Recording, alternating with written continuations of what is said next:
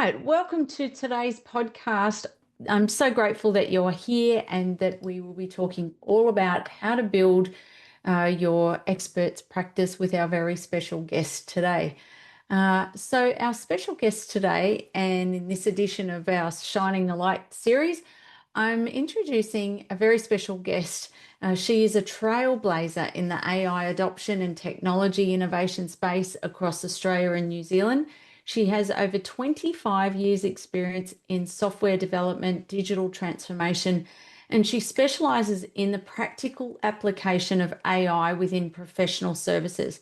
Her journey began as a programmer, developing targeting software for fighter jets, which meant providing her with a really unique, structured approach to technology implementation.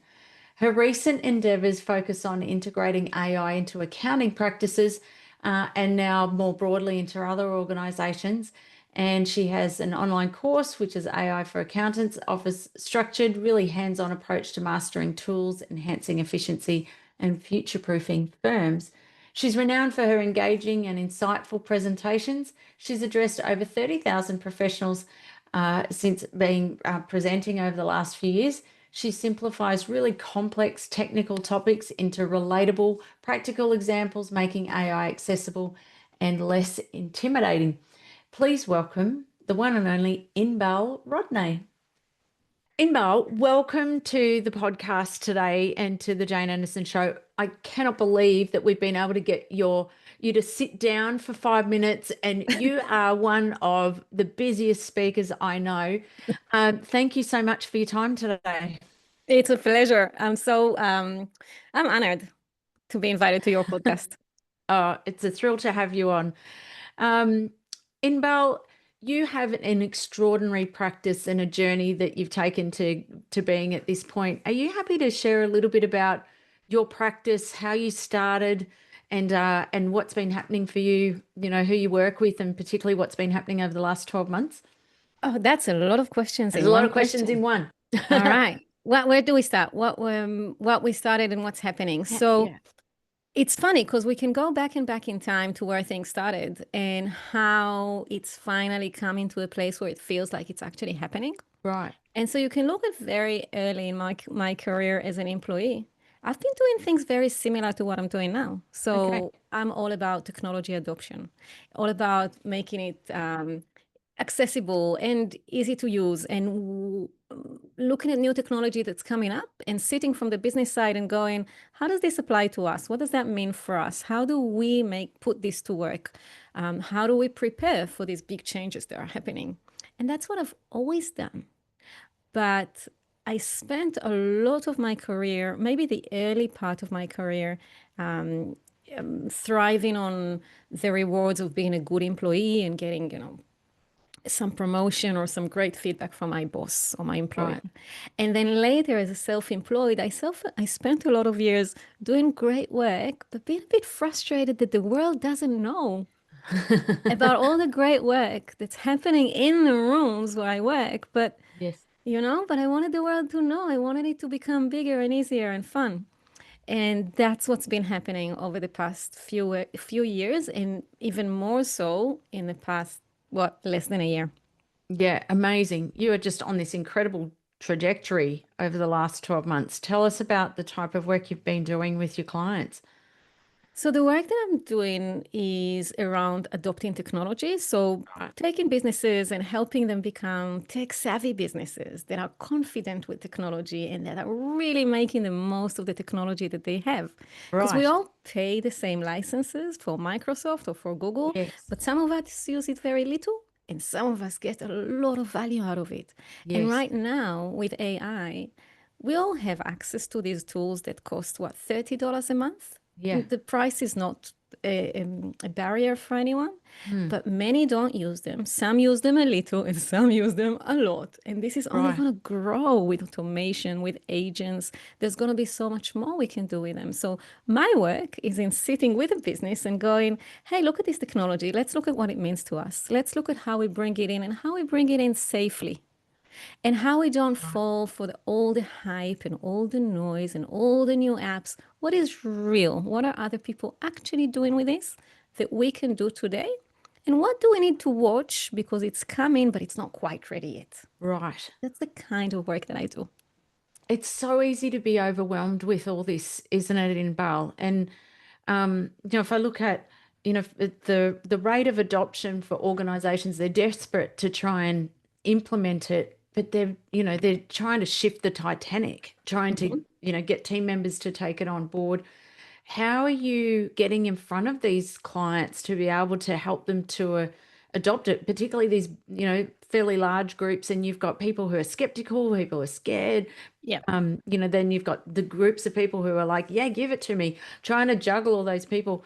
Where do people hear about you, and if they're working with you, how do you find your ideal clients? I think that the magic that I discovered in the last few years is speaking. Right. I've started doing speaking. At the beginning, I did it for free, and then it started growing.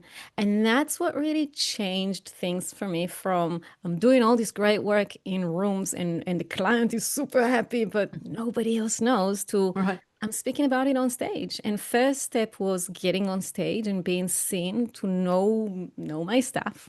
And the second stage was learning how to from stage, let people also know what I do so that if I'm right for them, they'll know. One of my big frustrations, I think, when you met me or just before that, when I met you, was that I do conference keynotes and people would approach me after and say, wow, this was so good. Thank you so much. What do you actually do? And that was so frustrating because I really set up my entire keynote to give information. Yes. But what I learned to do now is to give information, but also include in there how I got that information. And Right. usually I got that information from being in rooms in other businesses. So when I tell you, here's what others are doing, it's because I'm in rooms with other people and I know what Right. they're doing. And so now people know what I do. And that, I think, is what made a huge difference. Every time I'm on Right. stage, and now I get paid to be on stage. So that's a great service that I offer and brings revenue in. But Yes. every time I'm on stage, it brings more people into my tribe, into my group that know Right. of my services and are not ready just yet, or know of my services and are ready and want to work together. Right. And so speaking is a big part of your practice. Obviously, I think you've just come off the last 2 weeks. I think you've been Sydney, Melbourne, Auckland, Auckland, back Adelaide, to everywhere. Adelaide, back to I you've think there was a been running Perth in there. around. How do you maintain your energy and stamina with the speaking schedule that you have? You're booked very heavily. You have a very hot topic with AI, and everybody wants a piece of you at the moment. How do you manage your energy, and how do you look after yourself with the schedule that you've got at the moment? I think that one of the things that I learned from you is that I think you call it the mojo thing, Yeah. is not just to go where I get paid well, Yes. but to go where I enjoy what I'm doing. Right. The things that I'm doing right now bring me joy and bring me energy. I Yes. don't suffer at work. So No. when I go on stage, and I did last week in this volunteer organization, they had Right. this volunteer conference, and I see people's faces light up. And we all laugh. We laughed so much in that one. It Oh, was so really? much fun. And people take out their phones and install something and get started with it. Right. Take notes. I leave the room more energized than what I came in. And often people ask me, how was the talk? And I say, I don't know. I enjoyed. I hope they did too. But so I do things that I really enjoy. And that's on stage, but also in private programs where I work in a room with a group of people and get them started. And there's all this love. And I know it sounds weird to talk about love in the context of work, but No. technology tips and access to technology is my love language. My Yes. friends are on all the right apps because that's what I love giving to people. Right. And I get a lot of love back from people who receive that and get joy and confidence out of Yes. it. So I leave the room very energized. I leave the sessions I run in the programs I run in-house. I leave them very energized and feeling very connected. I do get physically tired. Yes. I do sometimes feel like I'm about to lose my voice. Yeah. But at the moment, I'm riding on waves of energy. Oh, amazing. For those, if you're listening to this podcast and you're not actually watching the video, something you may not be picking up is you might be picking it up through Inbal's voice, but Inbal, I think something that's really unique about you is you clearly love what you do, like the energy and how your essence and how you talk about, you make us excited about the technology just purely because of your warmth, your optimism, your smile. I think this can be such an overwhelming topic for people, but what people are looking for is hope, and hope that, and a positive future and Nancy Duarte, the expert I'm presenting, would say a new bliss. Is there something you tap into to like, do you just naturally love your topic, or is there something that you do to, like you said, like loving your topic and to be able to speak about it?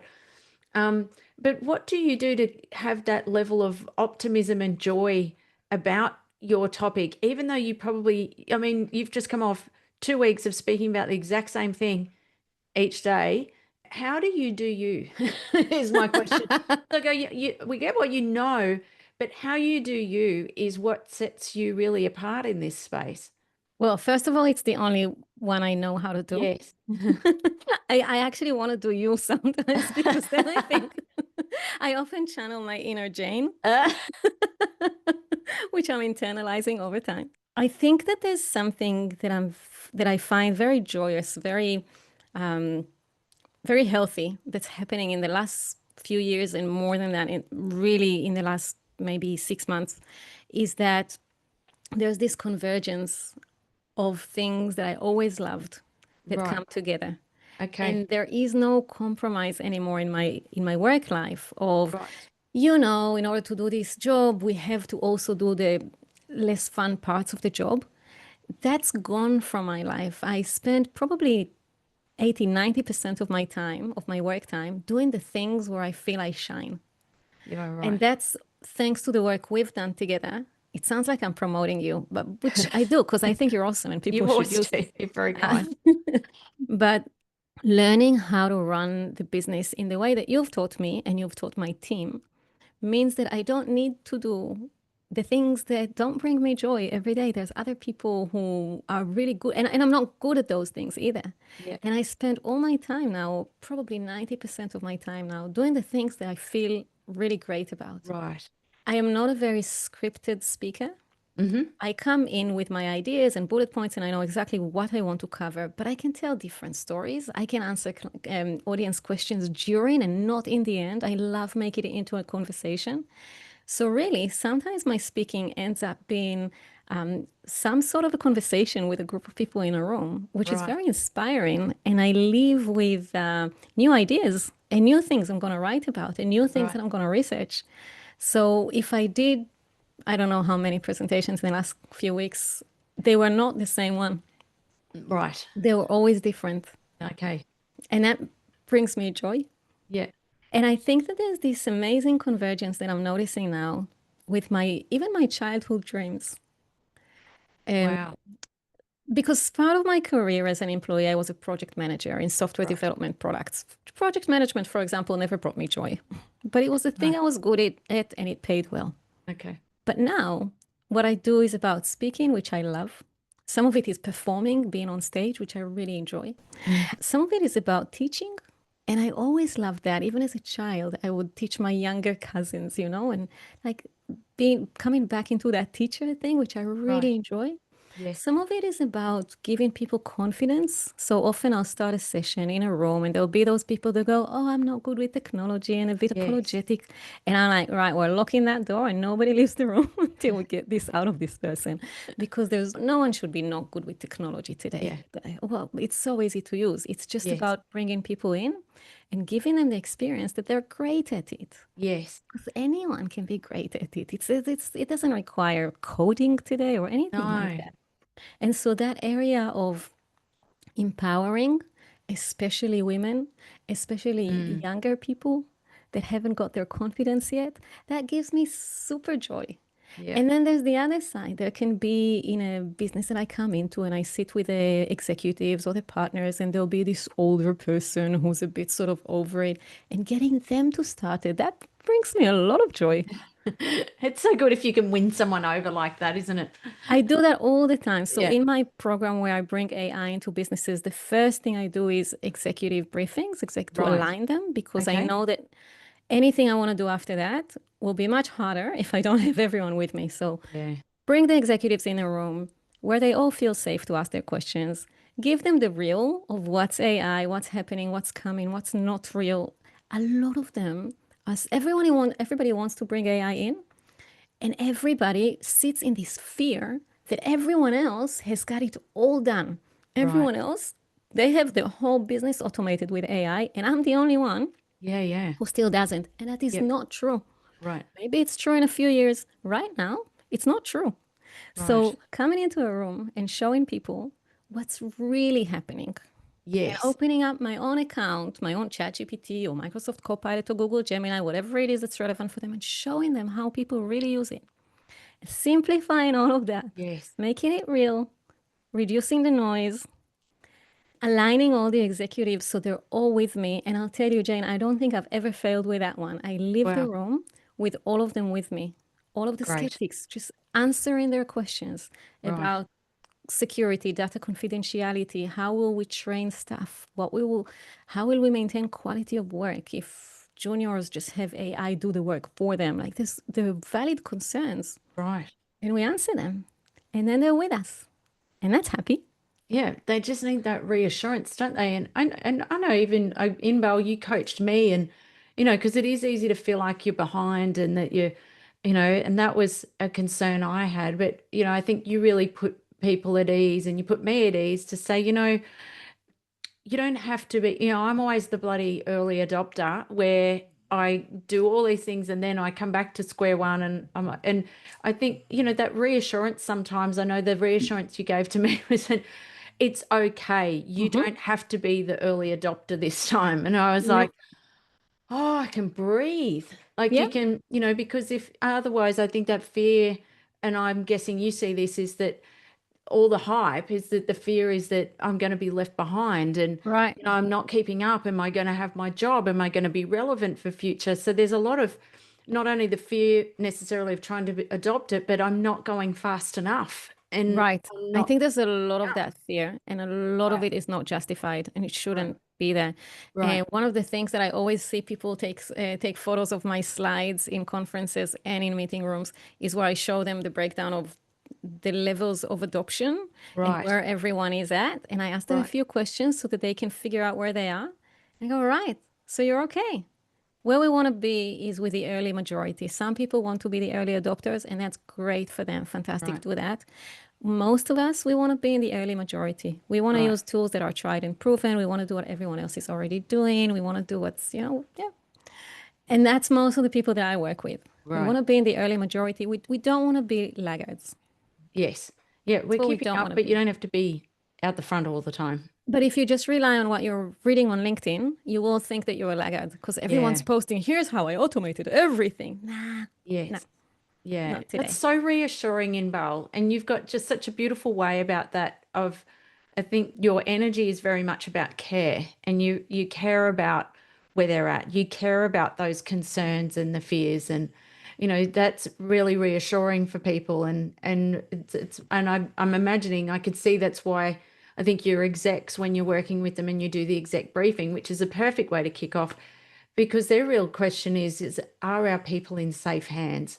Is she going to deliver, and is she going to reassure our teams? She's reassured us, Yep. so are they going to feel that they're cared for, looked after, address their concerns, and you actually are interested in supporting them through the process? I think that's a big advantage that you've definitely got in just how you operate generally. Thank you. That's an interesting one to get the trust and confidence of people and to prove that you're the right Yes, person. yes, I think there's some of that often as women, a bit as yes, an immigrant. Sometimes I feel like I walk in a room and I have to, take a few steps up to prove yep, that I'm worth and that's one of the things that the way you teach me how to work with starting with speaking. means that when I get in a room, I'm already past this barrier long ago That's because they've right. seen me on stage. Yeah. Yeah. They're already bought in. Yep. Inbal, you make a great point, for women especially, and you talk about it as an immigrant as well, and particularly for women who have thought leadership practices. It's a tougher game sometimes. We have to, often work a bit harder. We have to communicate more incisively. We have to get a lot more cut through. We have to build a lot more trust. What are some of the things that you've had to do that you've noticed like that have you had to do, or the speaking has been the thing that's really helped? Well, what have you found to help you stand out against the blokes? Even before speaking, there are a few things that I did that I think helped the speaking happen, maybe, that Okay. helped with confidence. Um, this may sound bad, but I literally trained myself to smile less Right. Wow. early in introduction. Yeah, early in events, in meeting rooms, to not be that. And you see me, I'm a big smile. I have Yeah. a big smile and I smile Yeah, all the you've got time. incredible warmth. But when I come in a room, and I was head of technology and innovation for a Melbourne firm, and Mm, I'd go in room with technology providers, with decision makers, often the only woman in the room, and often a bit underestimated for that. Yeah, often a right. bit, yeah, feeling like or being spoken to like I'm less relevant for this conversation. Right. And so coming in with a serious face and giving a firm handshake. And you can see also that I stopped dyeing my hair. I come in with my grays, which Right. was a statement initially, and now I just love it. But at first, it was a It's statement. It fabulous. was, and I wear pants and I wear runners. And when I come into a room, in that time when I needed to get authority, I think that threw them a bit. They're like, Right. "Oh, what is this? She doesn't. What is this? What is she?" Wow. And I like that. I like to surprise them with a firm handshake Yeah. and with a serious face. And sometimes, one of the things I would do is when we get in the room, I would open the door and hold it for them. Or when we get in the Picture. lift, I would, yeah. They get so confused. And I get it because we all grew up in this culture. But I think that what I was doing is telling them, you don't put me in the woman box. I love I'm that. something different. You're actually going to have to listen and figure out what you think about me. Oh, Can't Inbal, put me in the box. that's fantastic. I love that because you're creating an adjustment on Hmm. the what do you call it? Like it's the whole assumptions and that who I thought you were. Oh, great, I've got this, Yeah. but that's But no, you don't. You fantastic. don't got this. No, In the corporate world, I yeah, did that quite a bit, right, and I think it helped because people got yeah, confused. And then I had a chance to be a person before being whatever it is that they have in their mind about being what a woman is, and that right. maybe I'm here to bring sandwiches and coffee, whereas I'm here to lead technology, and I know what Amazing. I'm talking about. That's amazing. And so that was then. And then now I feel like I think that the confidence has built in now. It's built up inside me now. Right. And I think that now I come in a room with enough confidence that I can smile at people and still not lose that Okay. gravitas. Yes. Yeah. And they've seen me on stage and they've Yeah, all the paid good money positioning to have me in the helped. room. And so now I can smile. That's such great wisdom, Idbal. I love that. Um, for women who have consulting and advisory practices, who are looking to build their practice just like you, if they're looking to speak, you run workshops or where you're doing like a transformation in an organization where you've got the exec team plus workshops and training. Then you've got coaching and some other events coming up and online courses and the question at the moment, how do you leverage Inbal to the nth degree at the moment? But for those who are listening to this and who are going, this is amazing. Inbal's doing what I could only ever dream of doing. What advice would you have for them, whether they are starting out or whether they've even had their practice for a couple of years and they're kind of going, I've hit a wall, I'm stuck. Like what should I do? What advice would you have for them? I think that really what changed everything for me, and I'm turning 50 this year. I've been in business for 30 years as an employee, and as an sole practitioner Mm. and a business owner at some point. And things really picked up for me recently, I think, because I came across a system that works. Because I didn't know how to make this all happen. I Right. didn't know how speaking is so important for positioning and how to use it to position myself and how to use it to drive people into my tribe and into my fan base and how to then leverage that and how to structure my my programs and my services. I think that that was one of my biggest problems before I started working with you, is that people really wanted to work with me. And I would go, yeah, what do you need? And we'll tailor something for you. So it made it really hard to engage. Whereas now I go, Yeah. yeah, ask you a few questions. This program is right for you. This is what we're doing. It makes it so much easier. So Right.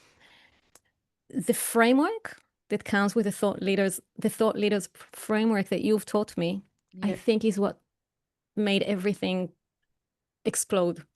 Because Right. I didn't know. I am very good at my work. I am very good at technology. I am very Yes. good at teaching technology. I'm very good at implementing technology. I'm very good at a lot of things, but I haven't run a business like this before. I do not Yes. understand, or I did not understand how it all flows and how it all works. So the framework, the thought leaders practice framework, I think is what really made a huge difference and Right. what my business is now trading in numbers and capacity that I had not even imagined possible.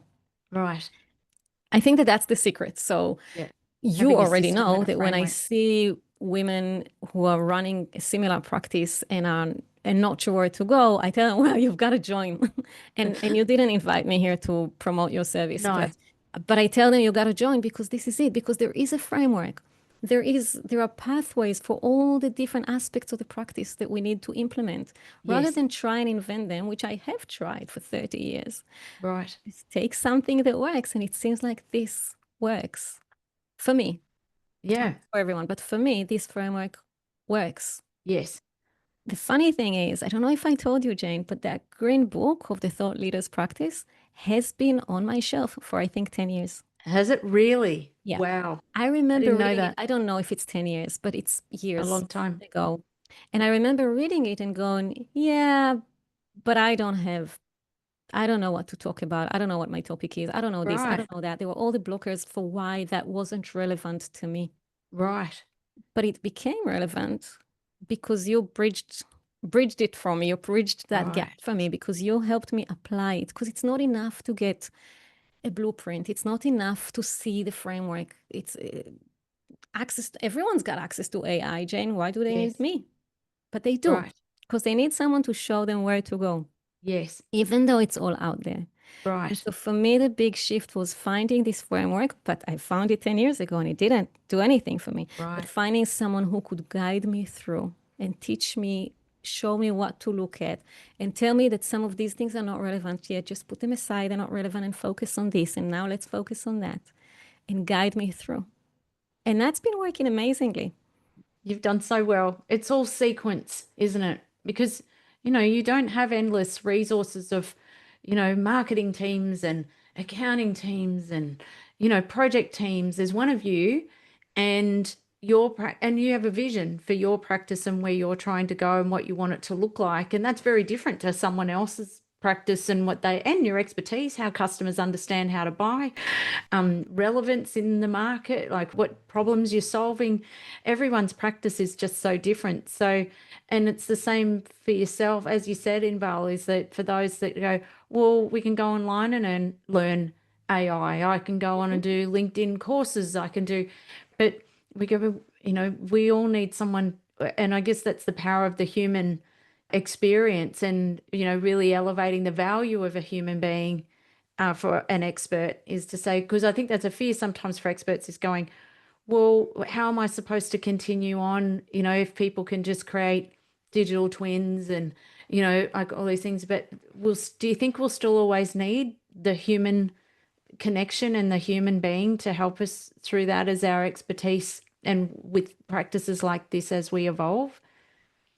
Are you asking about with the new technology coming in? Yeah, like do you think based on what you're seeing and even though as I said, you haven't necessarily been an expert in building a business, but you've seen a lot of experts and you're seeing what AI is doing in the future and the possibility. What are your thoughts for us as experts in AI? I think that if any of us thinks that we can continue doing things the same we're doing now, the same way we're doing now, and expect that to last 20 years, no, that's not going to happen. Right. But if we look at technological revolutions that happened in the past, they made a lot of things unnecessary. Right. So if you look at architects, I heard a story from an architect that said that they stopped trading in the 80s because the computers came. Right. Right. And if you think about it, the computers in the 80s took away a lot of what the architect did. Like all the drawing on paper on the big desks, we don't Yes. do that anymore. And all the measuring and the calculating, a lot of that got automated. So nothing stayed the same. But if you look at architects today, they can create 3D immersive tools of houses that they just imagined just from their dreams. And then within another 10 minutes, they can create 3 versions of it to show what happens when the light comes from here and from there in the winter, in the summer, and if you want it this shade of white or that shade of gray, right? Amazing. So if an architect from the 80s comes in today and wants to do things the same way they did, they become irrelevant. But for those of us, and you can show that in so many different professions. For those of us, I'm not an architect, but those of them who got on the tools and learned how to use them, they now can do all these amazing things. So they have all these superpowers to create all these immersive things and send them to the client in a click of a button and do all these amazing things. Now, I don't know for each one of us, for you and for me, what those amazing things will be in a year or 5 or 10. But I Right. do know that if we keep learning how to use this technology and we will be smart drivers of these technologies, we will be the ones doing those amazing things, whatever Right. they will be. And this is what I preach. Just be on the tools. Let's keep Yes. learning how to use them. And we will be the ones who will do those things, whatever they are. Yes. Right. So the key is just keep learning, keep trying things, keep having a go. Yeah. I think that those of us who resist and go, yeah, this technology is bad, I'm not, yeah, that's not going to work. Those of us who are a bit afraid of it, got to find a way to get in. Got Right. to find a way to get in. And we can do a quick segment if you want on what to do with AI to get started. This is one of my favorite things is to get people in. Right. Got to get in. We can't leave anyone outside. We got to bring everyone in to start using this technology and Right. to learn what it means in your life. AI, yes, it can replace a lot of what we can do, a lot of what we do, but it can give us such amazing superpowers. Right. Every one of us, for about $30 a month, can have a coach on any topic in our pocket and a It's mentor that incredible. will talk to us about whatever we need and a peer to brainstorm with and someone to teach us any topic. And yes, it can automate some of our work as well, but having access to all this power, how can you not? Yes. Right? Yeah. It's incredible. And it's just about getting the power is there, but it's Yes. only there for those of us who pick it up and start using it. Right. And it takes mileage and experience with it. So that the time is now to get started and build the Right. muscles. Do you have any favorite AI, whether it's prompts or tools or anything that have helped you specifically in your practice growth Yep. that you particularly like that other thought leaders might like? If people are thinking of starting with one tool, 2 tools, can I have 2? Yes. If people are thinking of starting with, I want people to start. So whatever you start with is Okay. good. But if you don't know where to start, the best tool by far out there that brings the most capabilities, and pretty much you always the first one to bring new capabilities in, is ChatGPT. Right. So for $20 a month or 30 if you're on a team plan, you get access to reasoning models, deep research models, AI that can do anything for you. Right. Unless you're in creative and you need images and video, which is slightly different, but I think we're not talking about those right now. Yep. In ChatGPT, there's a function called advanced voice mode, where you can actually have conversation with it as if you're on the phone about any topic on the planet. If you only do one thing, do Just try that. that. Get yourself a ChatGPT account and start using advanced voice mode to Okay. ask any question on the planet. Make sure your memory options are turned on so it learns about you. And Okay. that doesn't mean that it's training on you and it's going to tell other people your secrets. It Right. just means that it's going to get to know you better and become more Okay. relevant to you. So you don't have to Okay. explain every time, I'm in Australia, don't talk to me like I'm in the Right. US, like it does by default. And and I like Australian spelling or New Zealand. Right. And I'm a thought leader. This is my, so it learns about you. So if you only do one thing, get yourself a ChatGPT account, turn your memory options on, and start using advanced voice mode. Right. The other thing that I think is great for people to get started with is AI meeting assistants. They are Right. becoming very mainstream. And what they do is they link to your calendar. Uh-huh. And whenever there's a meeting in there with a link, like a Zoom meeting or Teams or Google Meet, they join the meeting just like another participant. And they listen and transcribe your meeting. Right. That means that now you have all the conversation written down and you can take that to AI and do magic with it. Right. Yes, everybody does minutes and action items, but you can do so much more. You Right. can take it and help you find blog posts ideas in there and draft them based on what you said. And I don't Right. think you should automate it to go out to your blog, but you No. can use it to draft and take it further from there. You can get it to coach you and how you did. I facilitated this session. What can I do better? Wow. You can get it um, you can get it to brainstorm with you based on that, what you're going to do in the next meeting. Like there's so many things you can do with it. So if you only do one thing, I always cheat here and I go, if you only do Right. one thing, do two things. If you only do one thing, get yourself ChatGPT and use advanced voice mode and Right. get yourself an AI meeting assistant because it's one of the easiest ways to get started with something very powerful with AI. Yeah. So those are things like Fireflies or Yes. Otter or there's plenty.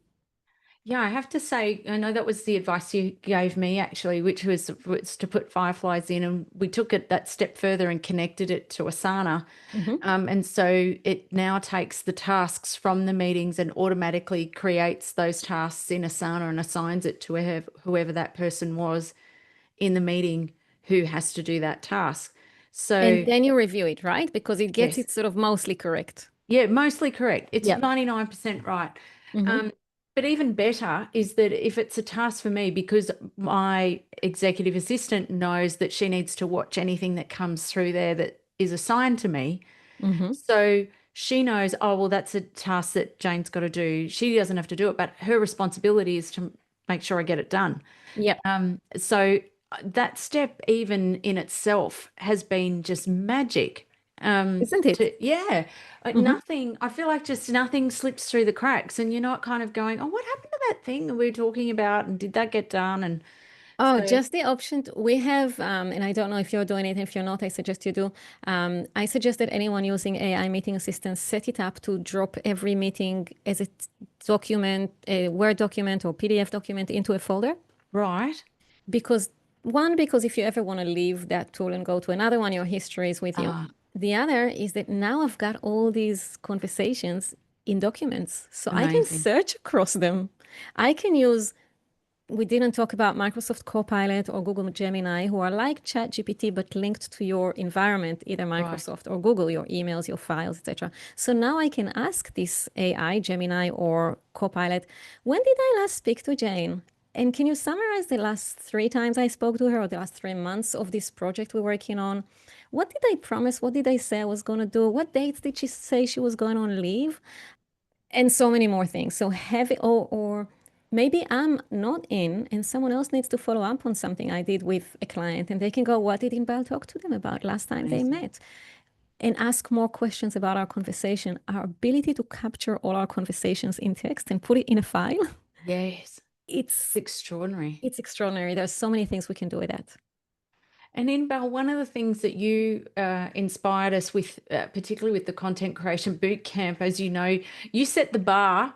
There was no doubt there was an AI expert that was going to set the new record for the amount of pink sheets or amount of IP created in the content creation boot camps. You came out of there, I think, with 75 assets created. Normally we do 52. And you know, some of those things that you're talking about, we've implemented in the boot camps now. Mm-hmm. And, so actually the last one we ran, we had 3 other people. We haven't broken your record yet, but we had 3 other people who came in at like 73, 74 pieces. But not just that, is that because of how that's captured now, they're now manuscripts that are going straight to the editor. So we've actually skipping a whole bunch of steps. They're now coming out of the boot camp with almost a manuscript, a rough manuscript, but it's still good enough to put in front of an editor For a and book. almost like the following day. For a So book. for a book, yeah, Amazing. yeah. Yeah. So, so you're right. And you know that I'm just getting my first book coming out, but you know how I did that? Is that I took those transcripts from Right, a lot of my keynotes and a lot of my meetings that Fireflies recorded for me right. and went to the editor and said, I have in my head the outline, like these are the chapters, these are the Yes. topics. And then she could go through all those transcripts with AI and get all the goodness out of that. Look So at that. me having spoken those topics a lot of times was good enough. And I'm not, it would have been much harder for me to sit down and write the whole thing. Yeah. But if you ask me to talk about it, I'll talk forever. I've got it. Yeah. I've done that so many times. So having those transcripts, and Fireflies comes obviously also into all my keynotes. Right. All the times I talked about anything are recorded and can now become a book. Incredible. So when you speak, do you have you leave your phone on with Fireflies? Are So you it depends record? on the session. Yeah. If it's a session that also has some people online, which I do often inside organizations, Okay. then Fireflies will join us online and Okay. record. If it's completely offline, there's no online component, I will record myself. I've got a little microphone that I put on my dash Right. and sticks into my phone. Okay. And I'll either record myself on video as well. So I recently got this gimbal thing that I can put and it holds my phone and it can follow me as I walk. It can Yes. track me automatically as I walk and drain my phone battery at the same time, but that's okay. And so I video my talk with, and that obviously has audio as well. If I don't Right. video, I'll capture the audio only through a microphone on my dash that goes into my phone. And so the quality of the sound is really good.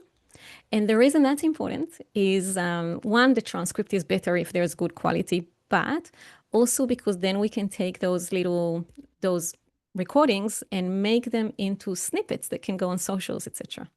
Right. But Yeah, yes, of I course. record unless I always ask when we book a keynote, I always ask, you okay with me recording? And 99% of the time they say yes. Right. There's very few times that they say no, and then I don't. But Right. mostly I do. Fantastic, Inbal. That's just great because really for us as experts, and I know we've spoken about it, is if you're not recording everything you're doing, it's not just about recording a meeting and going, oh, well, it's not that valuable. So, really better to record something else is all because in those moments, they're your moments of genius Yep. where people ask you something and you've come up with a creative way to solve that problem or idea, but that idea's gone then. Yep. For you to try and go back and remember what you were talking about or to go, oh, I remember answering someone's question. It's too late. You're in the car. You're on the way to the airport and on the next call or whatever. Part Just of the our value process, of that Jane, moment, like isn't you're it? talking about processes, part of our process Yeah. is that after every keynote and also most of the events I do in-house is that my team takes the transcript and Right. lists using AI, what are the questions the audience asked? Which is so useful because I do So forget, like you're useful. saying, I just forget. But then we have a list of audience questions that they add to, and it's a long list of what people usually ask, which Right. is great for blog posts, ideas, and all sorts of things. Yes. Yeah, and they find great quotes from me, and they find all these things that you can get. But what are the questions that people asked is one of the most useful things. Yeah. I love that. Inbal, you've been so generous today. I really want to encourage anyone if you haven't been following Inbal, I tell everybody who'll listen to me about Inbal's newsletter.